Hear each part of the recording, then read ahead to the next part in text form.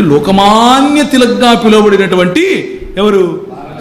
బాలగంగాధర తిలక్ గారు. బాలగంగాధర తిలక్ గారు అంటారు ఒకరోజు, ఆయన క్రైస్తవ వ్యతిరేకి, సామాన్య వ్యతిరేకి కాదు.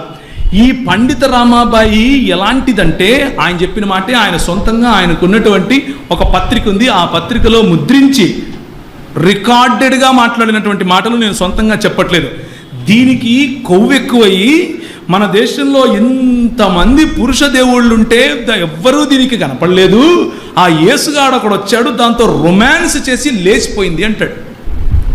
పత్రికలో ముద్రించి ఇచ్చాడు, రొమాన్స్ చేసి దాంతో అది వాడితో లేచిపోయింది. అలాంటి వాళ్ళని తయారు చేస్తున్నారు ఈ క్రైస్తవ మిషనరీలు. అందుకే స్వరాజ్యం నా జన్మ హక్కు అంటాడు. అక్కడ వచ్చింది స్వరాజ్యం జన్మ హక్కు. పొరపాటున స్వాతంత్రం కోసం అన్నాడు అనుకునేది. మనకు పుస్తకాల్లో ఏం చెప్తారు? అది పుస్తకాల్లో అది చెప్తారు. కానీ ఆయన కోరుకున్న స్వరాజ్యం ఏమిటి? స్త్రీలు ఎక్కడుండాలో అక్కడ ఉండాలి. స్త్రీలకు ఏం పని? విద్య. స్త్రీలకు విద్య ఏంటి? విద్య. ఆయన అంటాడు, తన సొంత కేసరి అన్నటువంటి ఆ పత్రికలో రాస్తూ అంటాడు, వీళ్ళకు బుద్ధి ఉందా? ఈ మిషనరీలకు లేకపోతే ఈ బ్రిటిష్ ప్రభుత్వానికి ఎలాంటివి చేస్తున్నారు?